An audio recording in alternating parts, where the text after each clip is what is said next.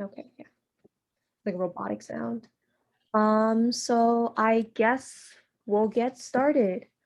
Hi everyone, good afternoon, good evening, it's almost evening. This is the OpportuniTeens and First Gen Support collaboration Finding Opportunities event. So this event, like the name suggests, we're gonna help you guys find opportunities so that you guys can like add this to your resume, add this to your college apps, and also if you are passionate about something, you can get involved and have that experience.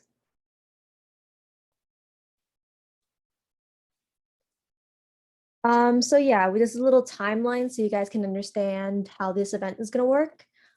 So in the beginning, it's the welcome section. So it's just all of us introducing ourselves, what we do, why we're here. Yeah, so introduction and also a brief presentation from OpportuniTeens about how we find opportunities and how you guys can also find opportunities too. Section 2 is the main Q&A section. So this is kind of what you guys are here for. You get to ask any one of our 5 amazing panelists any questions you want. And yeah, you guys can participate either through the chat, or you guys can just say your questions out loud. And yeah, we encourage participation just to keep it running smoothly, and also for that like audience speaker sort of relationship. And then section 3 is the conclusion. So we're closing. Any last questions, any last comments? And yeah.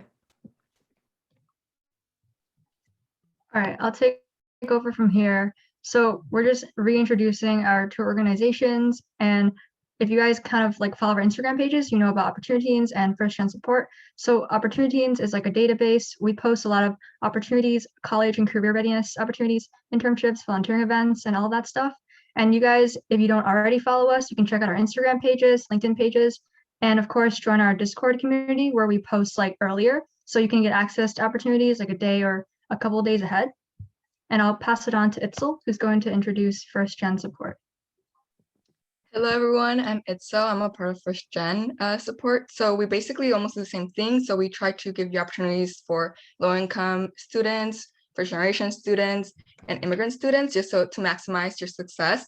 And you guys could also follow us on Instagram, our LinkedIn page, or our Discord. I want to put the link in the chat.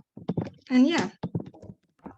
Yeah, also, Cynthia, you already sent the email to these slides, right?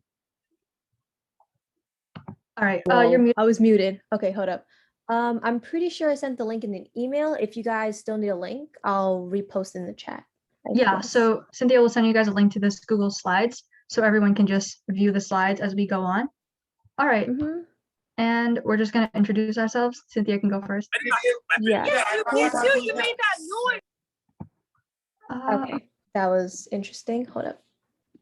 Then the presentation link for you guys who don't know, so you guys can click on the links and it'll actually lead you somewhere instead of just seeing it from the screen. So my name is Cynthia. I am currently technically still a high school student located in New York City. I am one of the co-founders of OpportuniTeens.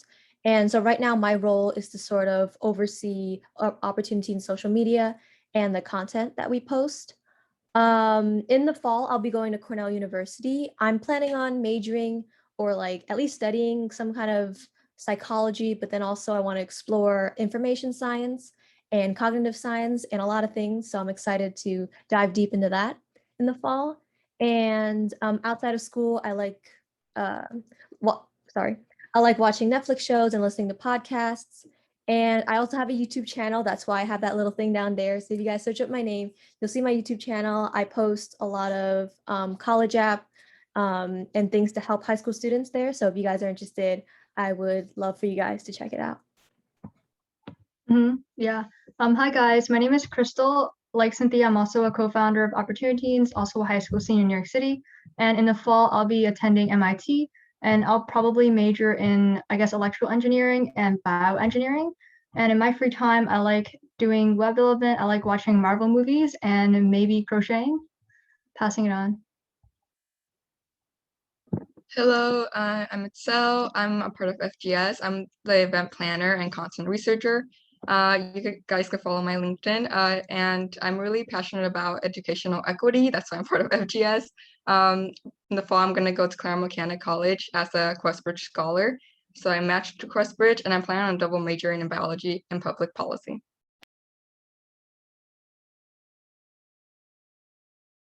Okay, so we'll start right now. So there's a bunch of types of opportunities, obviously. So we're going to be focusing on like the specific ones. So it's like research, lab work, publishing your own work, STEM. So that's like computer science, biology, all that good stuff, humanities. So that's like writing, creative things, and then volunteering. So that's like peer tutoring, library, community service, scholarships. We also share those things in our Instagram, and then pre-college. So we're going to dive into that more later.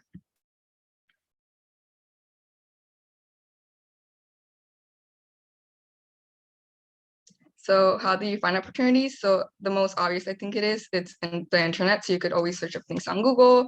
You could always just scroll through LinkedIn and try to find people and network through there, and college websites. And another way is like personal network connections. So I would always encourage you to ask for people if they have opportunities they could share with you.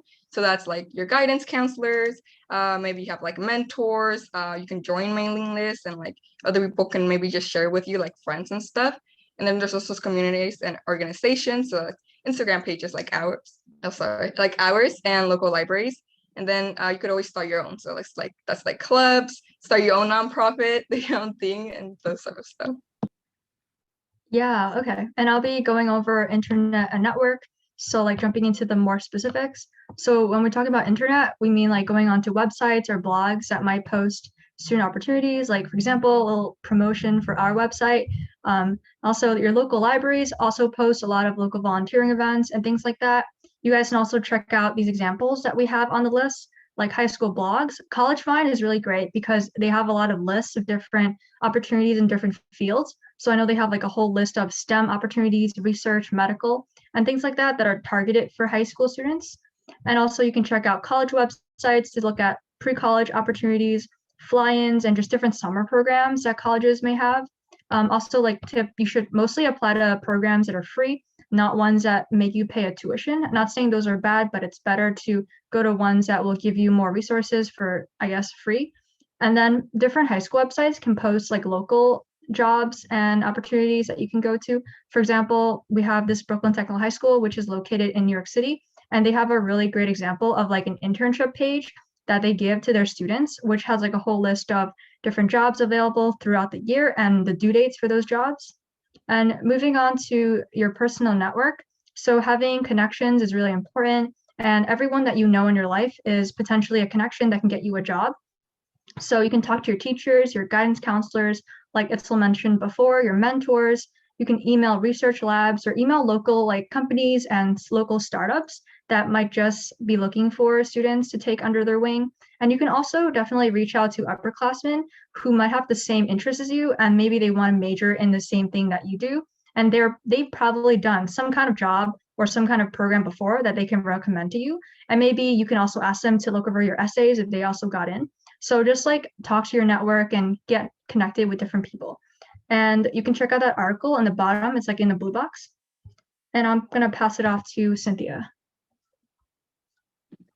Okay, so the other two ways you can sort of find or even create your own opportunities is through the community, like organizations in your community, and starting your own. So I'll go from the left. So by orgs, we mean like organizations, student initiatives, communities, stuff like that. So student communities include like first gen support. I think it's a really great resource, and also a community because you guys are like you guys can talk to them and sort of network with people in that community. And there's also another Instagram account that another student community that we're close with. It's called Success-Based Math. And their mission is sort of similar to all of ours, just sharing resources for low income and just low cost programs for anyone so that anyone can participate in. And then also organizations can also include like the ones that have specific missions, such as the one called Robotics for All. So basically their mission is to spread like programming, computer science to middle school students, elementary school students, sort of getting them started young almost. And you guys can volunteer through that if you're interested in comp sci and in robotics.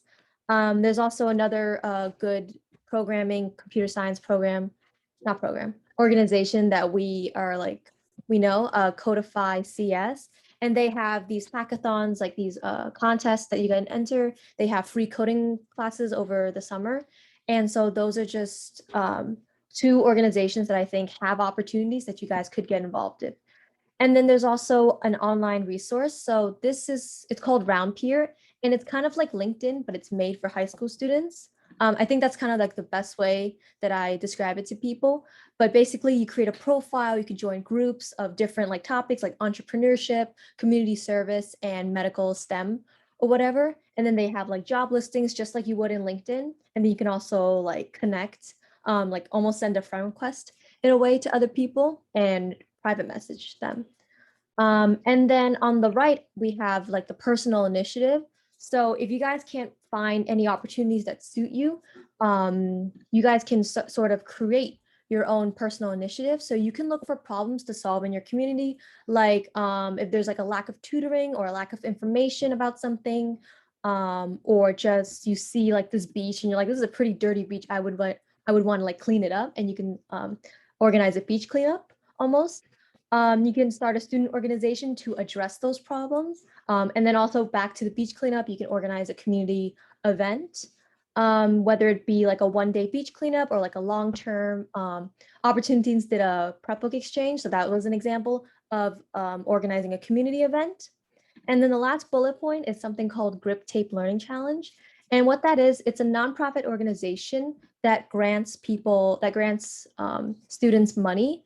So I think it's like $500, but you enter this challenge almost, and they give you $500, and then you can use that money to sort of expand and solve any problems that you want, or just learn, basically. So yeah, you can take the money and you could use it to sort of invest in your personal projects and stuff.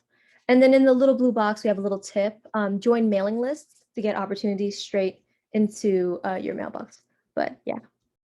And then that's enough of us talking. I think we want to get to like the meat, why we're here, to go over our lovely panelists and let them introduce themselves.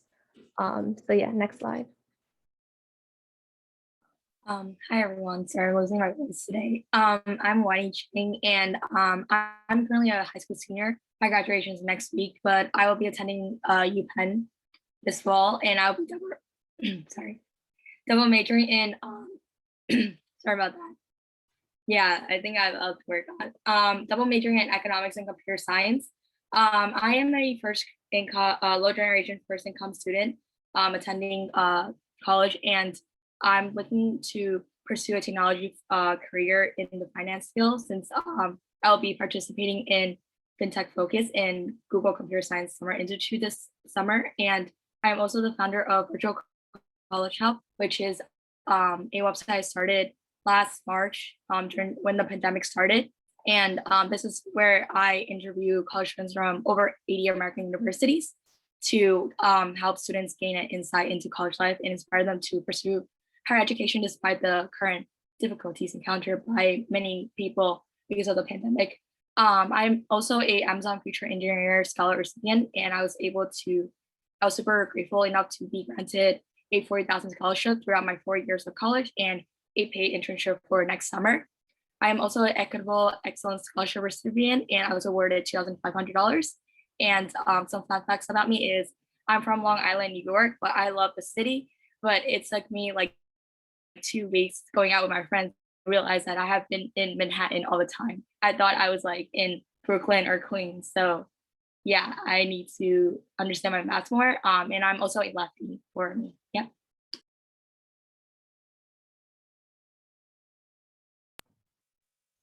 That was awesome. Passing it on to Justin. Hello, everyone. My name is Justin Schneider. I'm currently a rising senior at Staten Island Technical High School, which is located in New York City. So because I am just a rising senior, I haven't officially declared my majors since I haven't really applied to college yet, but I'm considering a few majors, for example, material science, mathematics, and environmental science. And I'm interested in perhaps combining any two out of the three, because I'm really interested in renewable energy and sustainability. And with that being said, I've definitely tried to explore sustainability and renewable energy in high school. So, for example, I am the co founder of Erasing E Waste. And so I've been involved in this organization for the past 4 years. And so essentially, what we do is we attempt to mitigate the e waste crisis, originally just around Staten Island. And then we then expanded our initiatives across all of New York City. So we developed an algorithm with the help of people with, I guess, a computer science background.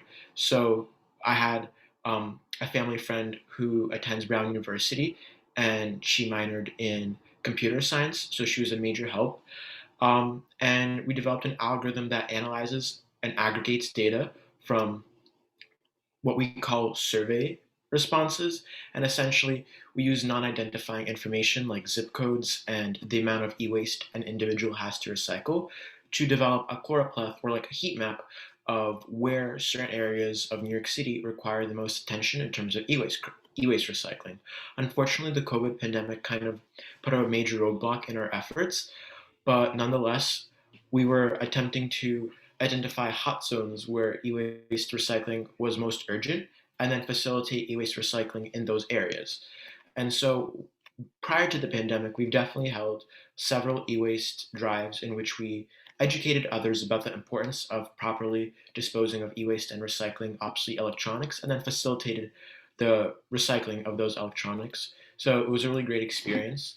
And so likewise, I'm also the co-founder slash co-president of our school's environmental sustainability club, and we facilitate beach cleanups and things of that nature.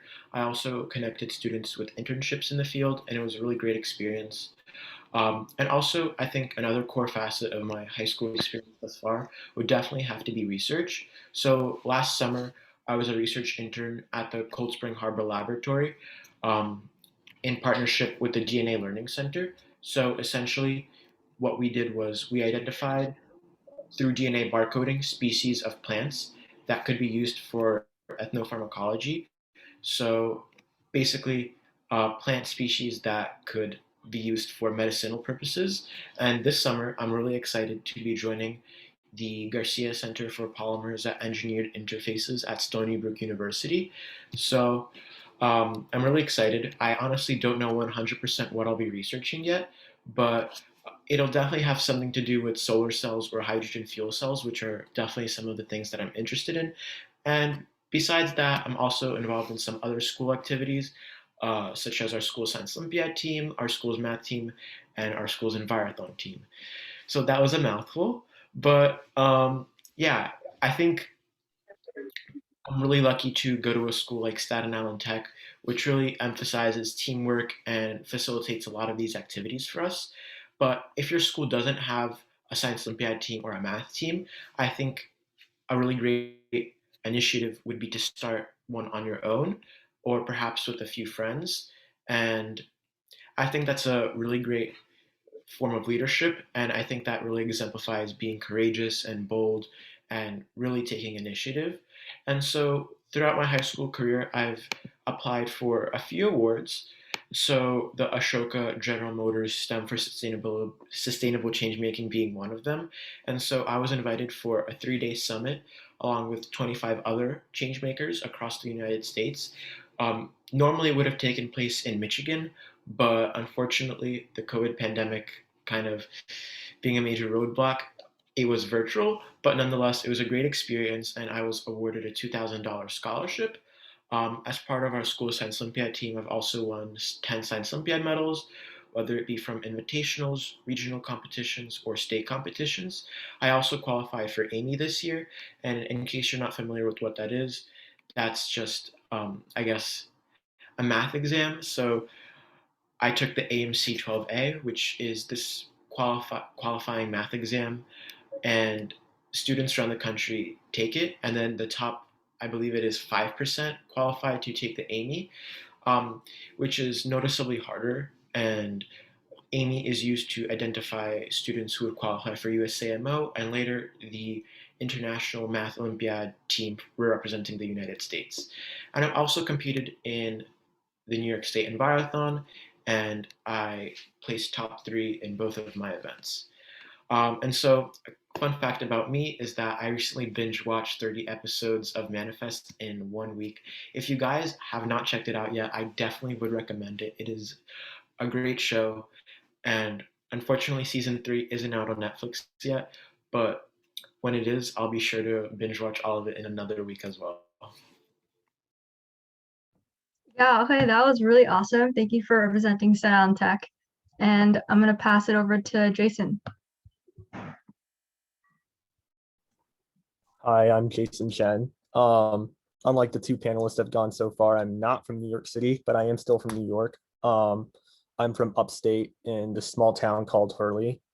And so for that reason, I've done a lot of outdoors things throughout high school. And like Justin, I want to pursue renewable energy as a career. I'm going to go to MIT this fall, and my major is going to be physics and electrical engineering. In high school, I didn't really have any one area where I was focused on. I did a lot of different things. So I was heavily involved in music. I did marching band, wind ensemble, jazz band, pretty much you name any band, I did it. I did science Olympiads. I did robotics. I did academic world quests, which kind of deviated from my trend to STEM things. Academic world quest is international relations. It's basically a quiz bowl competition for international affairs, history, economics relating to a core country that they pick every year. And so this year, the core country, I believe, was United Arab Emirates. I don't remember completely. And then I worked on some independent research on my own. I did math modeling research, and I actually just finished it. I didn't get it published, but I took a 3-year-long class that allowed me to work on it. I worked on it with a professor from UMass Dartmouth. And so I included that on my college apps and resume. As you can see, I did apply for a lot of scholarships, quite a few. The bigger ones I won were the Jack Kent Cooke College Scholarship, which offers up to $55,000 a year for all 4 years of undergrad. I did win the Amazon scholarship like Wenny. I won another scholarship called the Henkel Corporation Scholar that offers $20,000 a year, so it's total $80,000. And then the Elks Scholar, which is a total of $4K. I did manage to win the National Merit Scholarship, which is $2,500, and then the Burger King Scholarship, I got $1,000 from that. So altogether, that's enough to pay for all of undergrad for me. So I'm not going to be paying anything, which is really great. And you guys should probably apply to these two too, because I didn't think I was going to win, but obviously I did. So shoot your shot. And then some other things I found throughout high school. I did this math modeling challenge. It's an online competition that happens every year around late February and early March. And it's open to anyone to join from around the world. And it's really great because you just need a team of 4 or 5 people. You don't have to be together. You can work together online. And the basis of the competition is they give you a question and you have 14 hours to write a math modeling solution to it, a research paper, 20 pages long, and then they give you prizes. So there's semifinalists, there's finalists, and the top prize is $20,000. I believe this year it was even higher. And so I've competed in this for 2 years. You do have to be a junior or senior, so you can only do it for 2 years. And so I did this last year, and then I made it through 1 round, didn't win any money, and then this year I came back and did better and actually won some money. So that was good. So I highly recommend you guys look that up. Did do science Olympiads quite a bit. I was a 12-time regional and state medalist.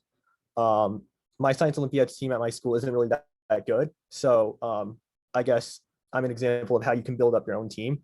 When I joined freshman year, I think we were pretty much bottom last of our regional group. And then this year we made states and we did the best out of everybody in our regional group. So you can definitely build it up yourself, and don't be afraid to take initiative and do that.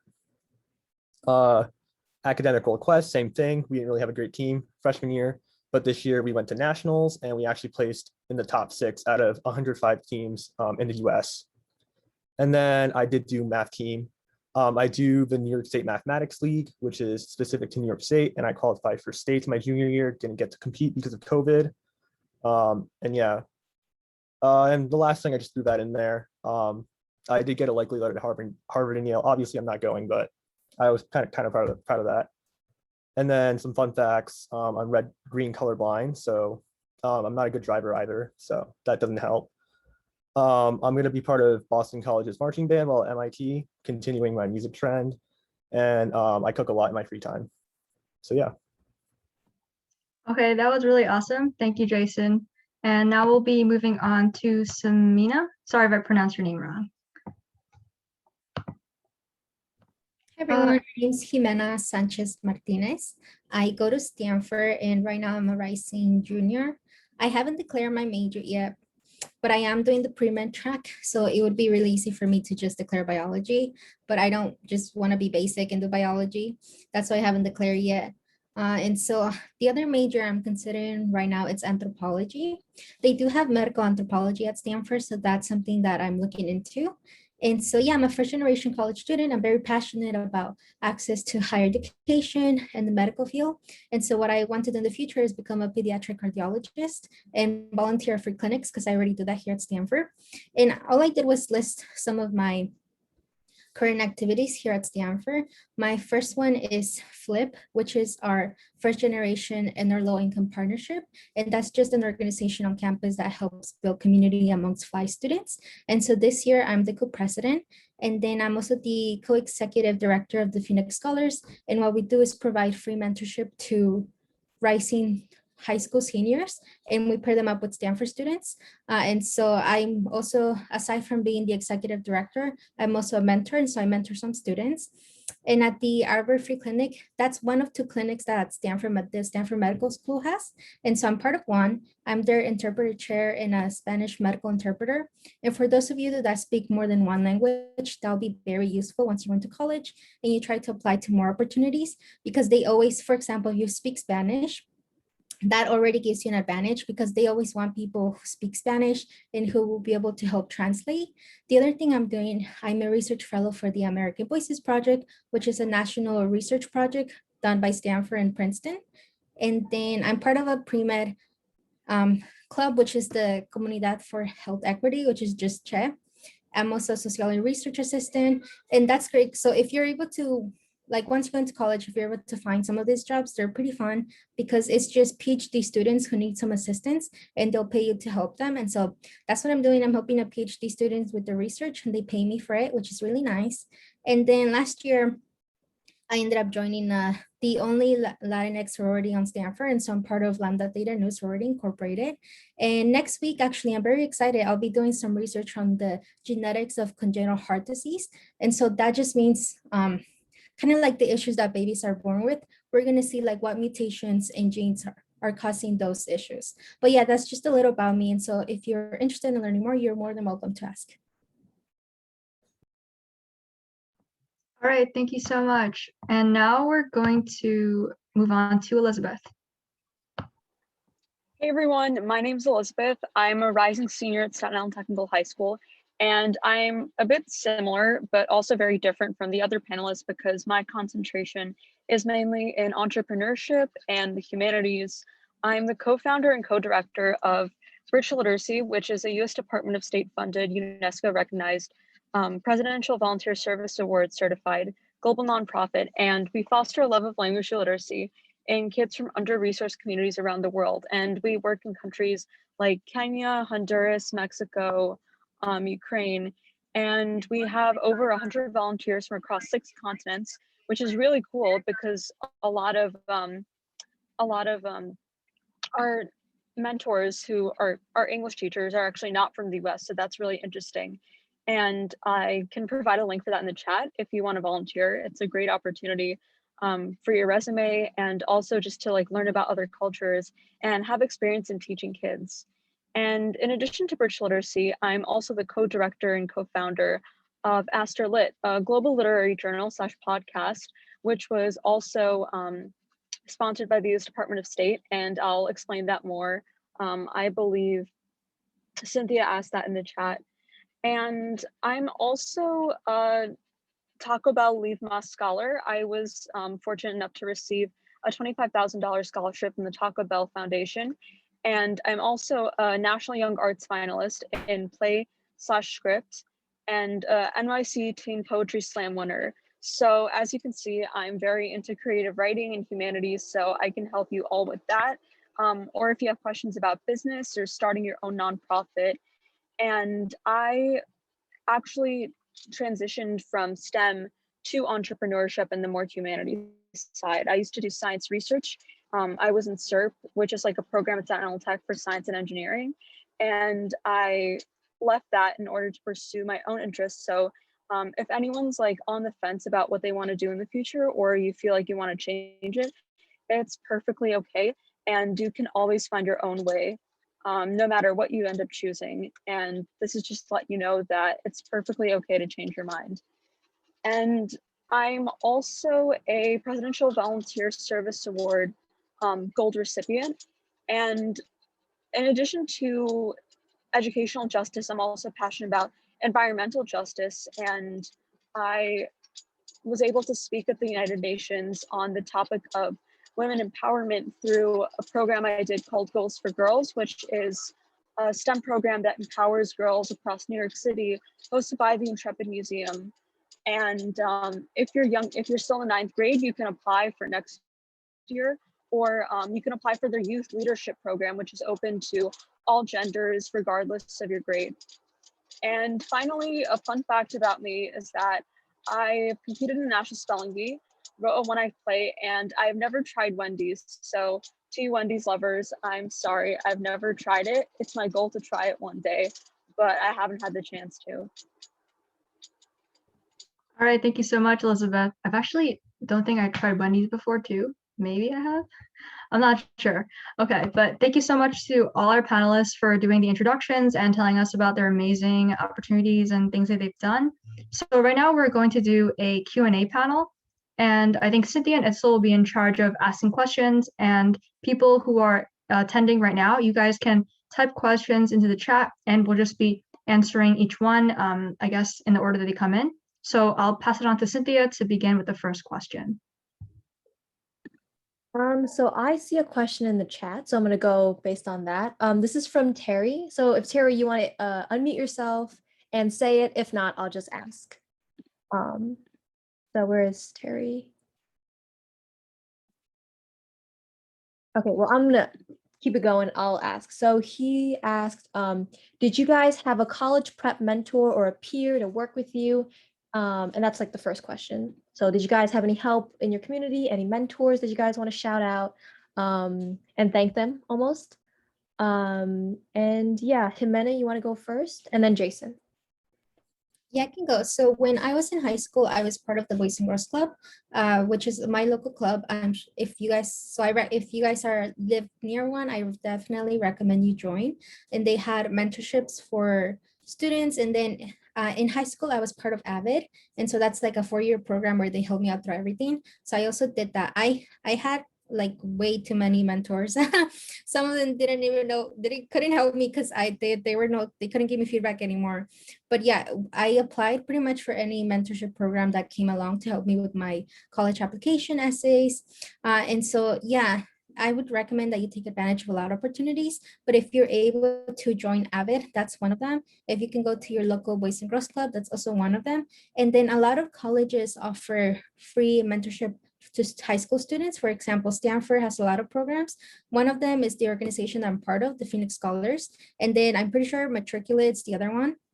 And you pretty much get paired up with, for example, at Stanford, you get paired up with Stanford students. But yeah, that's just what I did. And so if you're able to take advantage of those opportunities, I recommend it. Okay, then Jason, and then Wenny, and then Elizabeth. So I did do a matriculate, like Ximena said.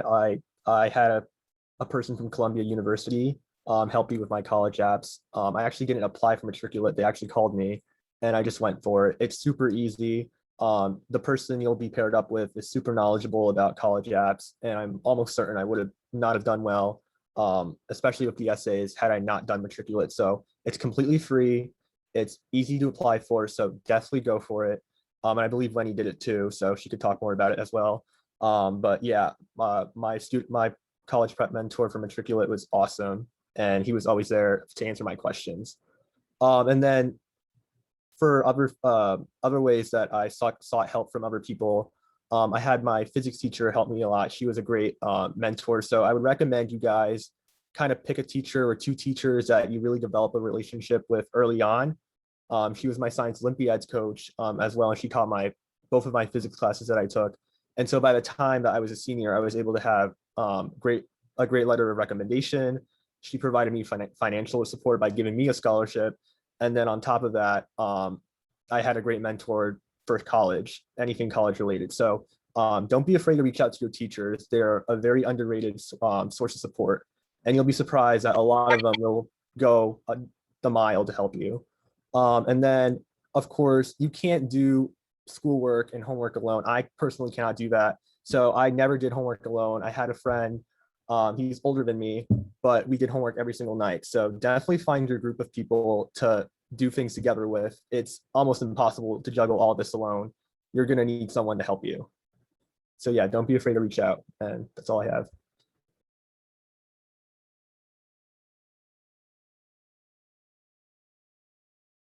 And then, Oh, yeah, I think- Lenny, you can elaborate on that. And then, yeah. Yeah, thank you. I'll see if my voice can continue. But like Jason and Jimena said, I did matriculate and my peer advisor was amazing. I don't think I would have made it this far without her. She's from Bernard College of Columbia, and she helps me with like financial, building college lists and like writing my essays and like supplementing. And also, in addition to that, I also made my website virtual college help, and I was able to reach out to college students, and then I built a lot of friendships and new relationships. And like Jason said, don't feel afraid to reach out. Like I was talking to like many college students about their like student life and also like Common App essays.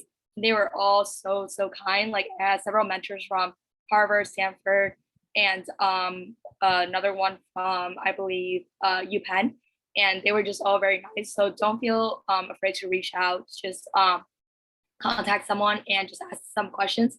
And many of them are like really kind, and they spend their free time. They were willing to spend their free time reading your work. And also talking to with a lot of fellow students that are going to the same college as me this fall. Some of them did QuestBridge, and I highly recommend you do QuestBridge if you're a first generation low income student, because I believe from them, once you get into there, they have a bunch of mentors into the list, and they pair you with mentors that did QuestBridge and match or gone to a college. So highly recommend QuestBridge. But yeah, like Jason said, don't feel afraid to reach out. Like you never know, the opportunities are near you. Yeah, but thank you. Elizabeth, you have anything to add? And then we got to wrap it up because there's a lot of questions coming in. I did not expect like a bombardment, but yeah, you can Yeah, go. so just to add on to what Lenny said, QuestBridge is definitely a great resource. I know personally, like a lot of my friends are in with QuestBridge scholars, and they've had a really awesome experience. And then, like Jason said, reaching out to mentors. I know personally my mentor from a summer program I did when I was a rising freshman, she's provided me and all the other girls who are in my cohort with a lot of great opportunities. And I personally don't think I would have done as much as I did without her. And also just like taking advantage of like free opportunities or like essay boot camps that cost like $10. Like I know I've done a lot of those, and they've definitely given me a lot of guidance on how to write essays. So just like taking definitely like connecting with mentors, and like even asking like your friends who are like freshmen in college or sophomores how the process went, because they can offer a lot of helpful tips. Great, thank you so much for that. So another question, the second one is, how do you balance so many extracurriculars? So tips needed by Isabella, sorry.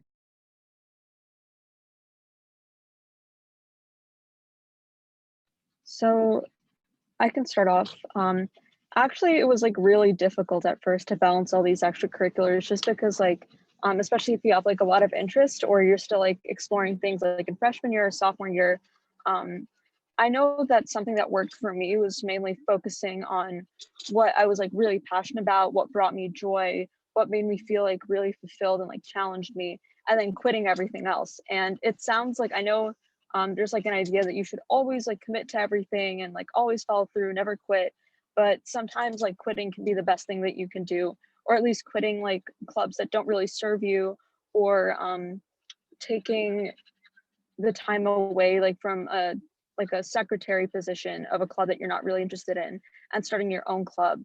And then yeah, just like really like make a list of like everything you do, and in the next 10 years or like even in the next like year, like a junior or senior, what's going to make you like feel the most proud, and what would you do even if there was no college, and then just pick that. And yeah, it can be a bit difficult, so I would definitely like, if you have a mentor or friends who have been through that college experience, like to ask them for advice. But I found that really like asking yourself what you want to do, and quitting the things that are like sort of unnecessary or drain your energy is like really helpful.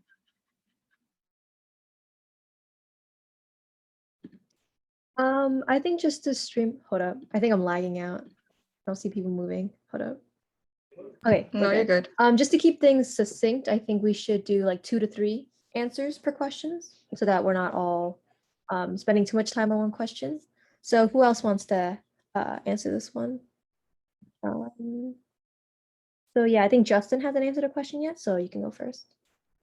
Yeah, so I think this question overlaps with a lot of the other questions about productivity. So, one strategy that definitely has worked for me is that every week, as funny as it may seem, I plan to just hang out with friends for a day and just take a day off, which kind of motivates me to get everything done before that day. So, let's say I made a plan to hang out with friends on Saturday. I'm kind of like, I guess I wouldn't say pressured, but more motivated to complete as much as possible by that day so that when I actually do go out and hang out with my friends, I'm like, I don't have like the burden of academic stress on me. So I think that definitely has worked. And I think what Liz has said about quitting things that you are not interested in, I think that is definitely very helpful.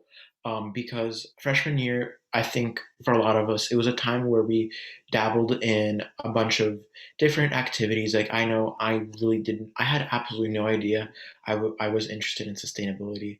I honestly came into freshman year, I tried out JSA, which is like a more like humanities oriented activity. I also tried out medical clubs. I had no idea what I was going to do, but over time, as I did come to a realization that I was interested in environmental sustainability, I kind of quit the things that I wasn't interested in because I wouldn't call them a waste of time, but I felt like I was committing myself and stretching myself too thin to activities that wouldn't necessarily benefit me. So I think that the whole mantra that quitting things is unhealthy, um, I think that it isn't as true as it sounds. So feel free to quit things that you don't find yourself benefiting from, especially if you feel that you're just obligated to continue since you signed up. Because in reality, sometimes you should really take care of yourself too and kind of delegate your responsibilities accordingly and give yourself time to relax. So, stretching yourself too thin is never a good idea.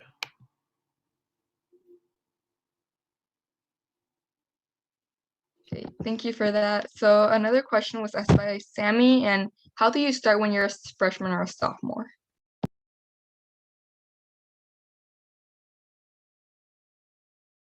I guess Wendy can go.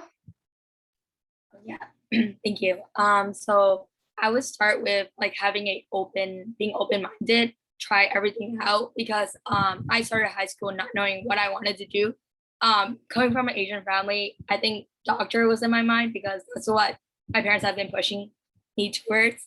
But I tried everything. I tried like math, athletes, sports, basketball, track, business club, and I just try everything out and find where I belong and where I feel like the environment was very welcoming to me and also what I love to do. So after freshman year, I quit business club. I think I quit basketball. I started doing track because I enjoyed it and my friends were all doing it. So it was just very an enjoyable experience. So like Elizabeth and Justin said, don't be afraid to quit something if you don't feel joy or passion into doing it. So I say start with an open mind and then narrow it down to your strengths and then focus that to build your college apps in the future and what you want to do in the future to like win awards, be like perhaps like a career option and like what you'd love to do. Yeah, thank you.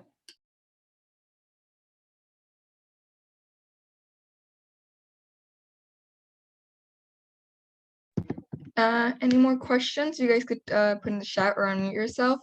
I think one that was asked that was sort of already answered in the chat was, how do you find, if you did research as a high school student, how did you find opportunities?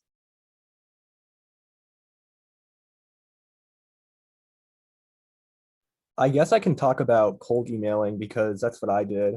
Um, because I come from a small town, there isn't really much around here that I can do, like go in person and find a lab. Maybe the community college, but that's 20 minutes away from where I live. And transportation wise, it's not very feasible if you don't like drive. So cold emailing definitely works. I had, like I was talking about before, I had a psychology professor at UMass Dartmouth. I just reached out once after I read one of her articles, like scientific articles online, and I told her how much I liked it. And then we just talked back and forth. And eventually I asked her to help me with my own project.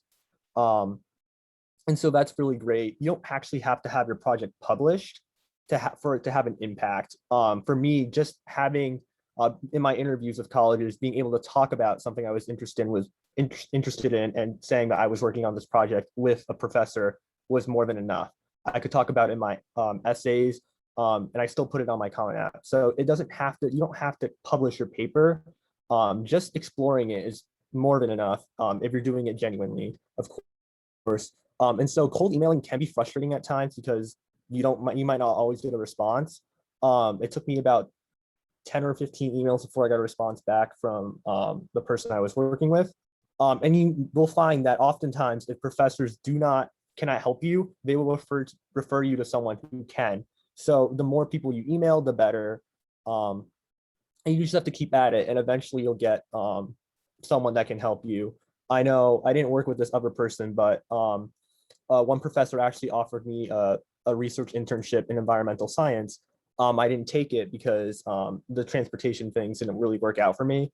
But that's an example of how if they can't help you with one thing, they can offer you another thing. I didn't apply for a research internship, but he offered it. So it's great that you should, like, it's a great way to kind of get connections just by cold emailing. You'll find that professors are actually very enthusiastic about talking about their own research. And so I would recommend you read their work before you really email them, so it sounds more genuine. But yeah, cold emailing definitely works, and that's a great way to get opportunities. Wendy, I saw your hand was up. Did Jason cover everything you were gonna say?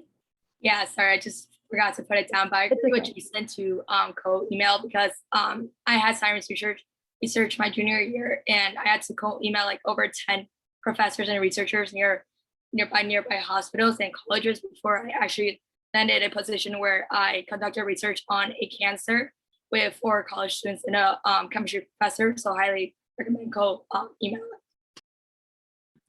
Oh, and then Justin, I see you guys, you were also raising your hand, and I also got a question from somebody. She or he, I think it's a she. She asked, for research, do you need to have your own project in mind, or could you just like be an assistant and participate in research that's already been established? She's worried that she doesn't have the knowledge yet to sort of form her own research project. So I want Justin, because he was anxiously waiting to answer the other one. So you can answer this one. Yeah. Those are great questions. So, some high schools offer a science and engineering research program, like our school does, but I found that a lot of other high schools do not. But don't worry, because I feel like a lot of students like myself, coming into a research position, I had absolutely no idea prior to actually conducting the research, a lot of the jargon that they were using, I was really unfamiliar. So one thing that I found really helpful is, prior to actually starting the research project, is conducting literature reviews on previous research papers that have been published in the field to kind of get a sense of what exactly you'll be working with. So, for example, last summer, I conducted research on the DNA barcoding and genetic analyses of various plant species. So at that point, I haven't studied bio, and the last time I did study biology was in 8th grade. So I kind of forgot all the mechanisms of DNA and DNA replication, things of that nature. And so I kind of refreshed myself on all of that through Khan Academy, which is a great resource for like an introductory surface level type of reintroduction. And then I did literature reviews of a lot of research papers in that field. So that definitely helped me acquaint myself with that subject. And a lot of times, cold emailing definitely works. And it's a very effective strategy if you want to find a professor that matches specifically your interests. However, if you find that that's not the path that you would want to go down, even though it is a very great path, one thing that I would suggest is finding summer programs that offer research to high school students. But I would definitely be cautious with this because a lot of summer programs market themselves as research opportunities for high schoolers under the disguise of paying $10,000 just for a summer with nothing really done. So, one resource that I would recommend is MIT's website for summer programs. They recommend free or very low cost summer programs uh, to high school students that are very productive, I would say, over the summer and are worth this experience. And so I applied to a few of the summer programs that they had on their website, and I will be attending one of them this summer. So I believe someone mentioned about whether or not you have to start your own project or whether or not you can join an existing one. So a lot of times, summer programs or cold emailing professors invite you to join a current project. So, for example, one of my friends who's involved in our school's science and engineering research program this summer is joining a research project on mRNA in certain cancers. So she didn't have to make up her own research project, but rather join an existing one. But one of my other friends involved in that program was working with a professor who gave her the opportunity to develop her own project. So it honestly depends on what professor you're working with.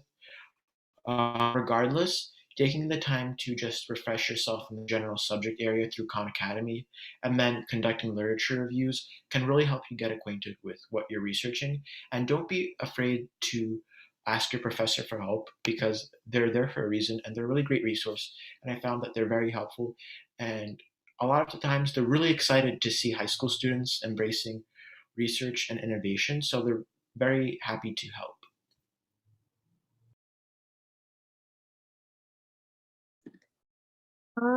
I think, yeah, Elizabeth, you want to add on, and then also we should take a question from Aya because their hand has been up for a long time, so I just don't want to ignore them. Oh yeah, I was just gonna ask the next question in the chat. The one Priscilla asked about the SAT. So I know like some people go to tutoring, some people like self-study, but I think like personally the best thing for me has been Khan Academy. Like I can't recommend Khan Academy enough. It's like really helpful because you get to take practice tests and it also identifies like your strengths and weaknesses. And I don't know like if anyone in the audience has taken the SHSAT, but it's similar in that like you have to like play to your strengths basically. And personally, like I found that the math was a lot easier for me. And so I focused on that and I ended up getting a 1550 super score. And I know there's like this pressure to like be perfect and get a 1600, but I know a lot of people who've gotten like 1500s and been accepted to top-notch universities or haven't even submitted scores and done really well in life. And so I think that it's important to like take a practice test like in sophomore year or junior year, and then in the summer before junior year to really like start studying like a bit more, not intensely, but just like to do more. And also just like asking teachers for resources or I know Fiveable and it's slipping like my head, but there are a lot of like affordable tutoring places and free places, and also a lot of YouTube channels that are like really helpful. Like, for example, like I know they also do like subject tests, which are like not existent now, but the chemistry tutor, I believe it's called, they have a lot of helpful resources for SAT math and a lot of AP classes if you're into that. So there's just some, I think the internet is like a great place, and YouTube too, to study for the SAT.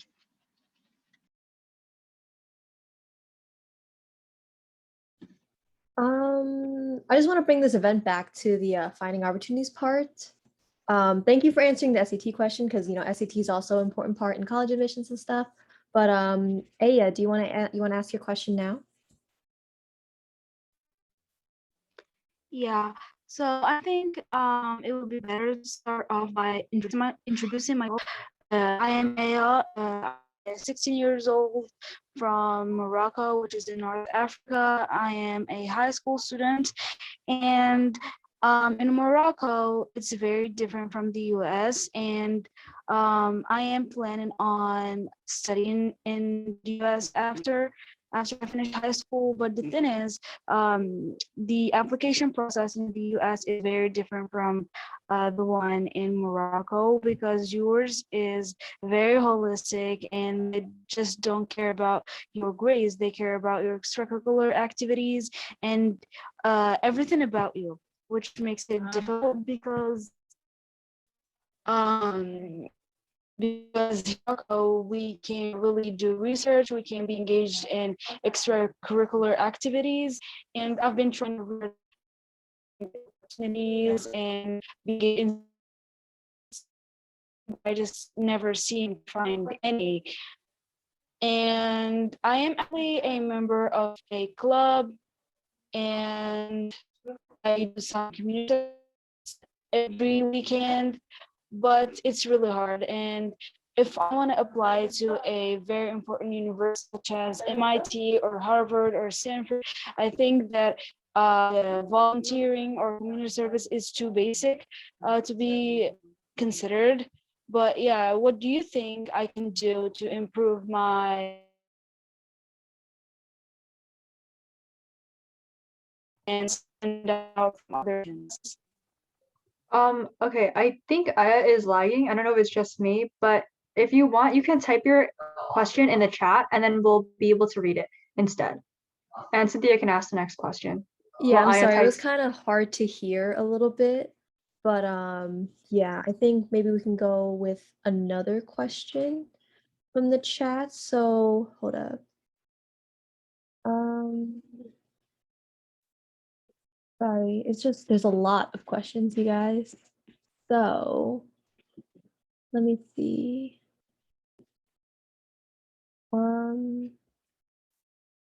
Did we already ask a question about like balancing work-life time management? We already asked? Yeah. Okay. Oh, how about this one? So Sammy asks, how do you start all this when you're a freshman or sophomore? So something about like the younger people and how you're starting when you're young and what opportunities there are and such. So if you guys want to dive into that, I think Elizabeth and then Justin. So I think that it's great that you're thinking about starting as a freshman, and it's really helpful to have a mindset of wanting to explore your passion and start clubs. As a freshman, like it's definitely like you have a lot of time. So I would explore like all your interests and then maybe see like how you feel. Oh, maybe I'm more passionate about STEM, or maybe I'm more passionate about business, or oh, I want to do both. And just remembering that you're not pressured to really fit in like one category, and also to like ask for help, to ask like for mentorship and reach out to mentors. And also like the summer programs are really helpful. I know that the summer programs I've been in, like around creative writing, have definitely like helped me realize my passion in that. So I would apply for as many like free summer programs or like internships as you can.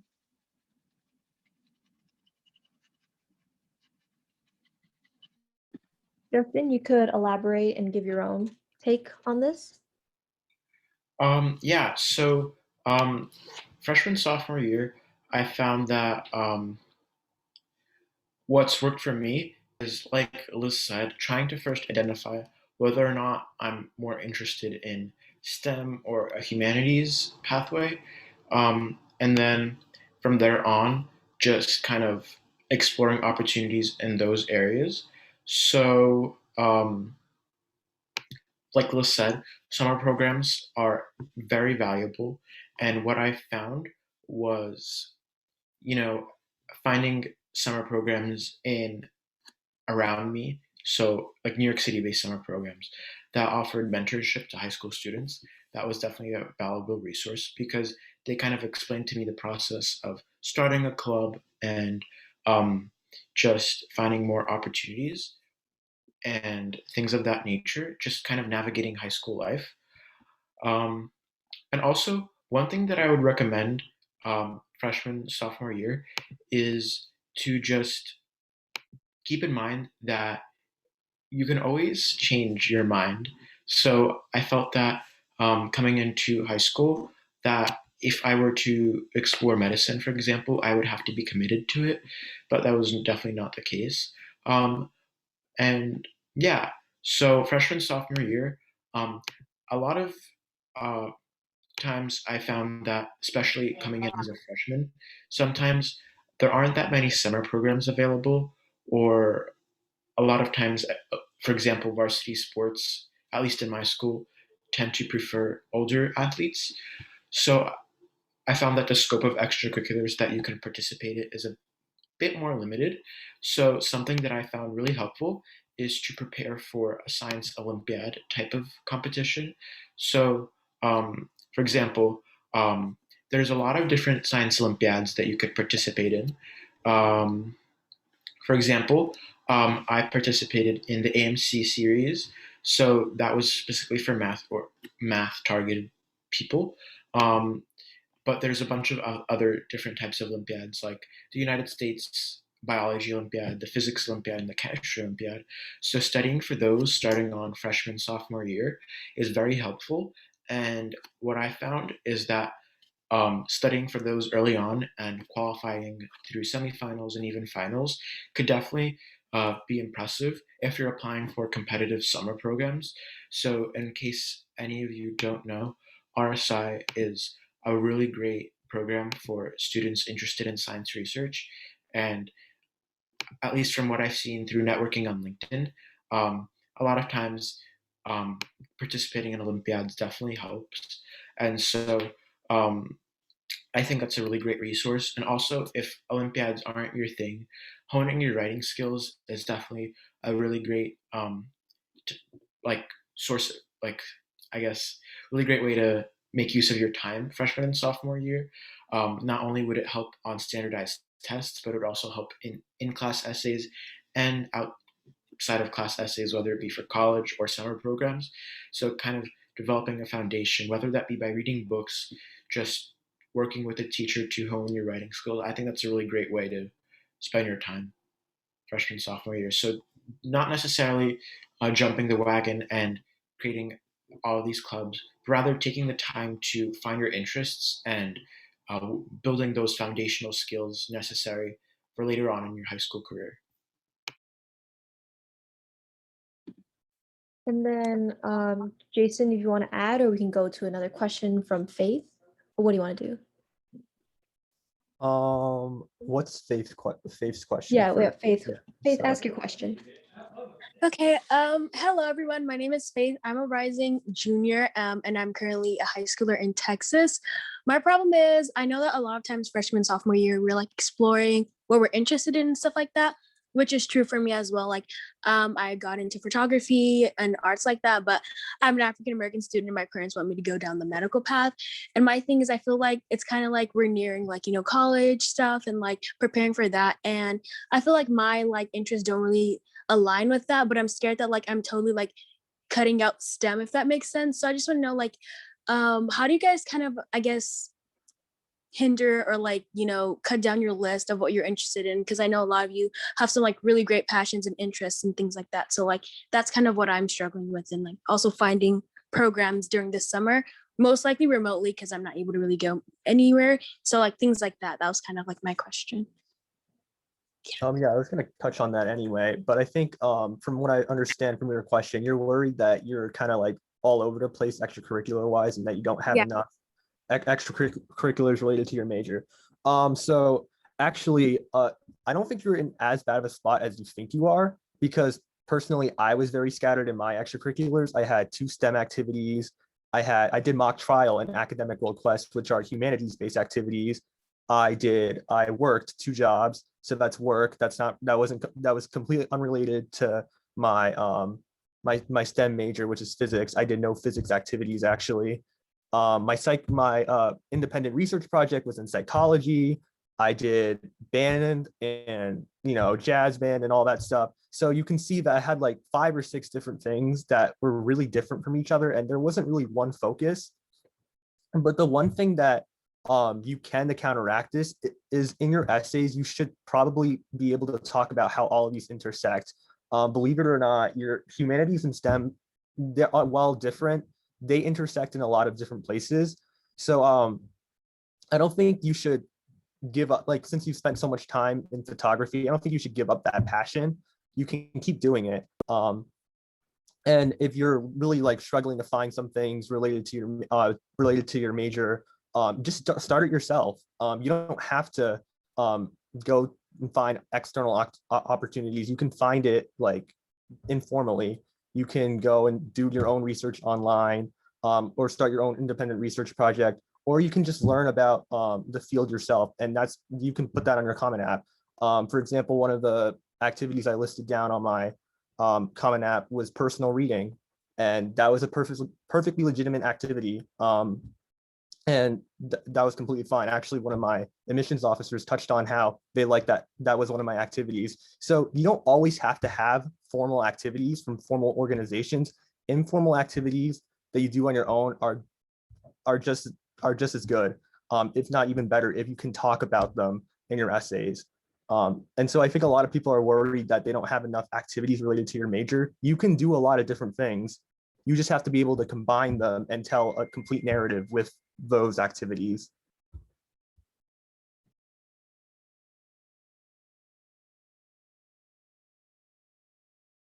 Wendy, if you want to add on with your experiences and whatnot.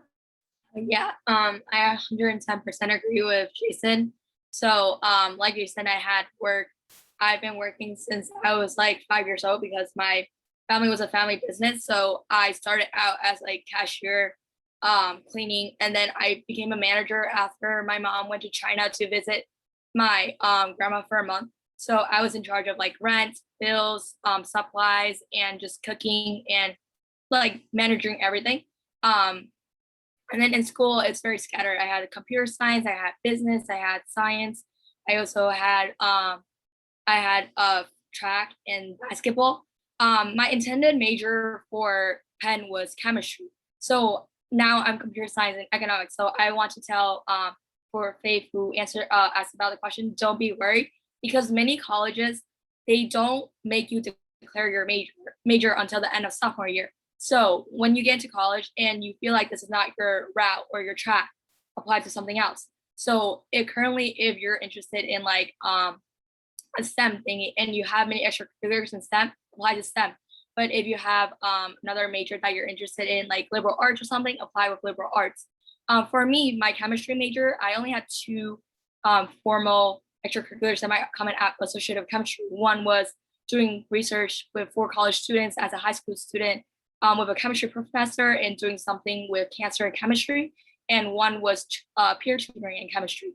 Everything else was computer science, and CWIT awards, like being a winner, doing track and field all 4 years of high school, being on varsity since sophomore year, and just a lot. So don't be worried too much about your route.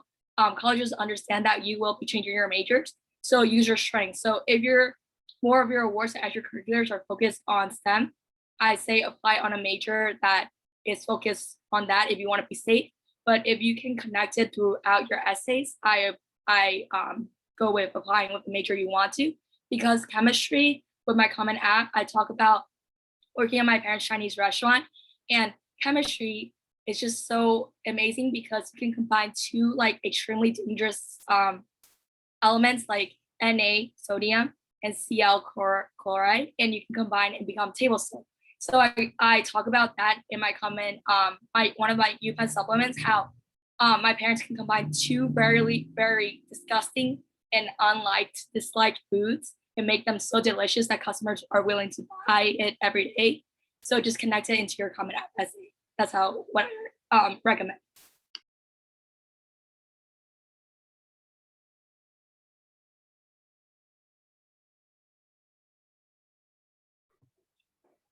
Do we have the next question, Cynthia? Yeah, I think those questions, I mean, those answers very thorough, and I just want to, Faith, any input, anything else you want to add on?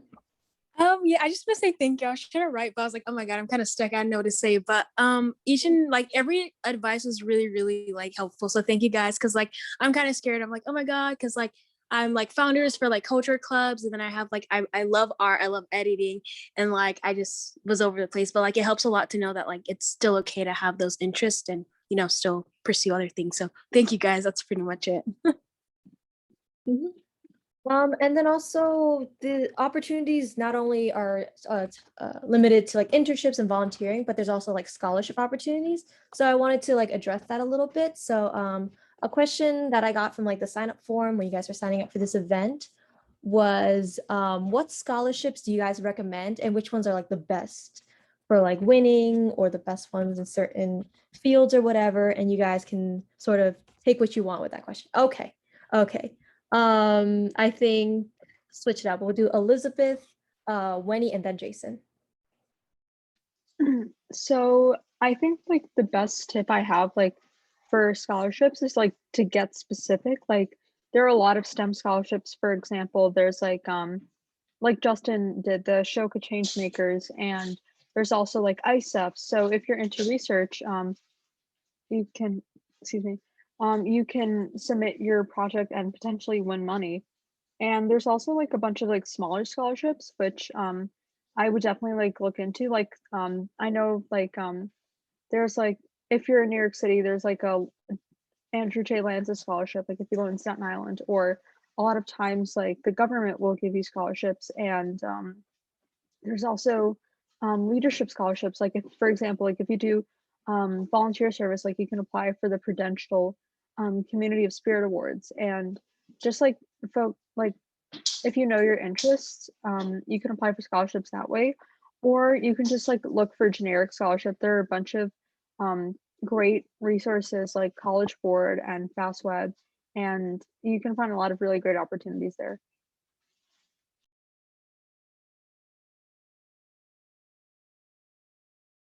Yeah, Wenny, you can jump in. Yeah, you guys don't have to wait. Just jump in when one person's done.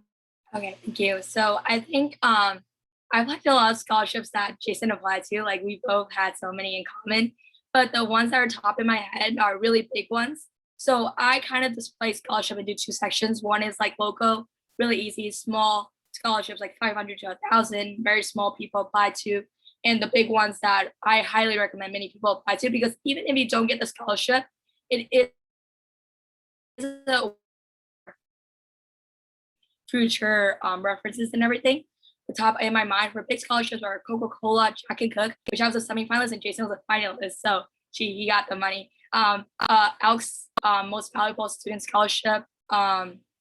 Also like STEM scholarships, like I recommend Amazon, which is Amazon 40,000 scholarship that my teacher introduced to me.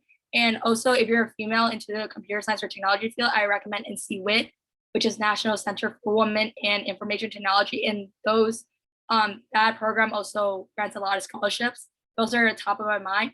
And also for local scholarships, I recommend reaching out to a teacher or administrator, or going to your school local website and just search up various scholarships during senior year, because I was able to apply to two and I got one of them, which is a $500 one. And it's really good because local scholarships, they're kind of directed towards you rather than the school. So for UPenn, I was granted a full tuition. So many of my other scholarships that I won big are directly towards the school. And that means I don't get any of the money. But I was okay with it, because that means decreasing my grant will provide the money to another student who might need it. But for local scholarships, they're directly towards you. So basically you have, like Cynthia said, definitely higher chance, because way less people apply to it. And also they come in checks or like forms directly to you. So you could use the money to buy like, textbooks, iPads, like needs for college. So those are like the two sections I separate scholarships into. Yeah, Wendy did a great job explaining the two different ones, the local scholarships and the really large national ones. And the temptation is to always go for the large national ones because they have like the flashy like logo, they have like the big amounts of money, they have like the internship attached, and everybody wants to go for the large national scholarships. But it's way easier to win the local scholarships, but that doesn't mean you shouldn't apply to the national scholarships. I think a good strategy going into applying scholarships is that all of these essays are very similar. They're very similar in structure and what they want to hear and what they want to talk about. So if you can find an essay, like write 2 or 3 essays that cover like your extracurricular experiences, your background, and your interests academically, and just write separate essays for each one, you can just recycle essays over and over again and just shoot your shot everywhere. I didn't spend a lot of time on these applications. Actually, the Amazon one I did in under 30 minutes because I just recycled one of my old essays. So the more you write, the more material you'll have and the less time it'll take for you to get going with the scholarships. And after that, it's just a matter of applying and applying and applying and applying. And the more you apply, obviously, the higher chance you have to win the larger national ones. You're not going to get every one, but if you recycle essays, you keep applying to them, eventually you'll get one. It might take you a couple tries, but you'll eventually get one. And then for local scholarships, definitely ask your guidance counselor for your list, because I know I asked my guidance counselor and he gave me like a list of 100 scholarships that I could apply to. And local scholarships are way easier to apply to. You just have to, sometimes you don't even have to apply for it. They just give you the money. I know that was the case for a lot of my music scholarships. So don't neglect those, because if you have 200, 300, you keep adding them up, that becomes 1,000. And then you just keep adding those over and over again. And then again, half the battle of scholarships is finding which scholarships to apply to. So my favorite website to use was scholarshipsamerica.org. You just kind of make a profile and then they list all the scholarships you're available for. And then like a Common App, you just fill out a general information section and then they just save it. You have to ask sometimes you have to ask a letter of rec for your scholarships. After you ask for it once on that website, they save that letter of recommendation so that you can just send it over and over again. And you don't have to ask your teacher multiple times, because I know that's another thing that people have like trouble with.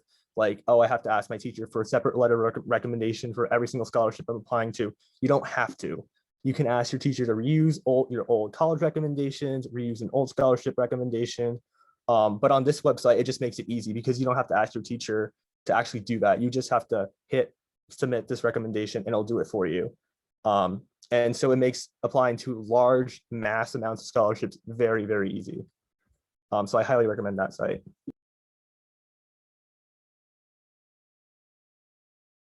Elizabeth, your hand is up. Do you have anything to add? Okay, if not, then I'm gonna go into, okay. You turned on your camera, okay. If not, I have another question. This is also from the sign up form, but they asked, because they saw your bios on the Instagram post we made.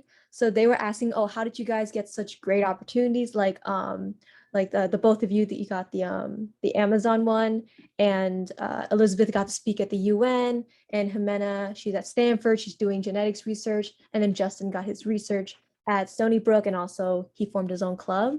So they were asking sort of, how did you get the most impressive ones out of the ones that you have?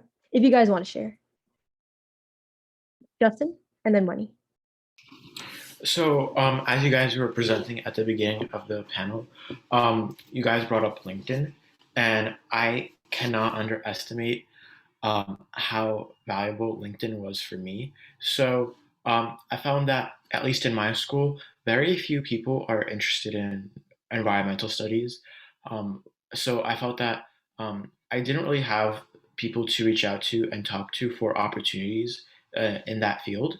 So, I used LinkedIn especially to find a lot of the more niche awards that students who study environmental science at college. So essentially, LinkedIn has a really great feature where you can find other schools, students slash alumni of other schools, and you can, I believe, you can then filter them by major or graduating class.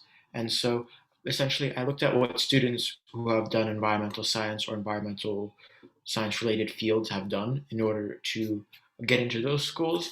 And then I found a lot of research opportunities, research labs, particularly, that students in those fields have participated in high school. And then I also looked at a lot of the awards that they applied to. And I think that was a really great resource. Um, and yeah, so LinkedIn is a really great resource. So if you guys want to find opportunities, regardless of what field, LinkedIn is a really great resource. And it's definitely helped me find a lot of the opportunities that I have today. I agree with Justin, sort of that, not LinkedIn stalking, but I sort of saw what upperclassmen were getting involved in. I'm like, okay, how can I get involved in that? Because I had the same academic interest in them. And that's actually how I found one of my scholarship opportunities. So I'm grateful, but she doesn't know that I stole it from her LinkedIn, but it's all good. Wendy, you have anything to add? Yeah, I had a different route. So I would say little late on LinkedIn. I made my account senior year. So it was, I was just like, I was so shocked by the opportunities it provides to us. But for my Amazon scholarship, my computer science teacher actually introduced it to me because in my school, computer science wasn't really big. I think each class only had 4 or 5 students. And me and my best friend who's going to UPenn with me, we were the only 2 sophomores in her AP computer science class of seniors and juniors. So she really like emphasizes us to like apply to these opportunities. So she sent the Amazon scholarship to me in September of 2020. And I don't think it opened until like January or February of 2021. And she kept reminding me. So really big thank you to her. But teachers a lot, they really want to help you through scholarships and opportunities. Coca-Cola, Jack and Cook, I think it was a simple Google search. I say the most simplest is through Google, search up scholarships to apply to as a senior, big scholarships. Those are really nice because they have all these opportunities and you're just like, oh, why not? Just apply. Like I think my Coca-Cola took less than 30 minutes and like Jason said, Amazon, I didn't focus so much into it. My application took less than an hour. Just apply, just take action, apply. And you never know what could happen. And also, I know a lot of students, they are so kind and generous enough to build their own scholarship list that they are willing to share to you. So basically, through LinkedIn, they have a lot making posts that these scholarships. I think through LinkedIn, also, I was able to find Google Computer Science Summer Institute, and that's how I applied. So thank you to LinkedIn for that. Because I was able to get into the program this summer. But there's a lot of opportunities outside, and it can basically start with an easy Google search. I would say for me, the research opportunity that I'm starting next week, I actually found on Twitter. The principal researcher, she tweeted that she was like, yeah, I'm looking for people that want, like, if anyone wants to join my lab, feel free to send me a message. And so, yeah, definitely social media is one place where you can find opportunities. You can follow like some of the Stanford blogs too. Sometimes they post the opportunities that are open to high school students. But yeah, once you're going to college, you definitely want to try to follow all the clubs that you're interested in and departments and organizations, because that's very helpful. And if you can, I did some local stuff too. Like my main things were volunteering. And so yeah, I would recommend you volunteer as much as you can, because that also helps you when you're applying to scholarships, and it just opens up the amount of scholarships that you can apply to. I would like to say that social media is a great place to find opportunities. If you guys haven't, please follow OpportuniTeens and First Gen Support on Instagram for opportunities that way. I think another question we can sort of divert to more some questions related to passion and doing things that you're passionate about. So somebody asked, how can I find my true passion and take my extracurriculars to the next level? So it's like a lot of soul searching, finding out what's like the most important to you. Jason, you want to start off? Yeah, I think that's a big roadblock for a lot of people in the beginning, like not knowing which thing you want to do, and then you end up not doing anything at all because you don't know what you want to do and you don't want to get involved in it. And then once you get involved in it, like you put your time in it, and then you find out you don't want to do it, and then they're afraid that's going to happen. Um, I'd say that anything in the beginning that you have a remote interest in, you should try. Like go for a session, go for a meeting. You don't have to be long-term committed to it, but you need to start. The more you think about like what you want to be interested in, the less action you're going to take. And conversely, you're going to do less things. And the only way you're ever going to understand if you're going to be interested in something is to actually do it. Like, obviously in the beginning, I thought I was going to be, I thought I was going to be a mathematics person. I thought I might do history, those kind of things. And it wasn't really until junior year where I really thought, okay, I want to do physics. I want to do electrical engineering. And because mathematics and history ended up being something completely different, I thought you're going to do a lot of research and like sit down academia settings. That's not what I envisioned math and history to be. And so that wasn't my thing. So oftentimes you envision something for like a field and it ends up being completely different. And the only way you're going to ever find out about that is if you actually do something. So I would say the first big hurdle is to actually just go out there and do something related to what you're interested in and just go for it. The less you think about it, and the more you focus on actually doing things, the easier it is to find your actual interests. Just join a bunch of clubs and then filter out the ones you don't like. You'll find pretty easily from the beginning, just from like the first meeting of the year, that some clubs will completely not work out for you. You're not going to fit the vibe of the club. Maybe you don't like what they're going to do. And so it's just really important to start. And then the second thing is, and once you found your interest and you really want to narrow it down, don't forget that you don't want to be one-dimensional. And just because you've picked an interest does not mean you have to from now on, you have to pick opportunities only related to that interest. That's actually not what you want to do. You want to have something outside of your whatever intended major is going to be, or whatever field of study you want to go into. You can keep doing other things, and you should keep doing other things. You're not locked in to only take opportunities from that point relating to that intended field of major. Go ahead and apply for other things. You don't want to limit yourself. That was a very comprehensive answer, and I could not have said it better myself. Yeah, just to summarize, try everything, and then you'll find out what you like pretty soon. Naomi asked a question in the chat, and I think it's kind of directed towards Elizabeth because she's asking about creative writing opportunities. Yeah, she's just saying, could you please talk more about opportunities in creative writing?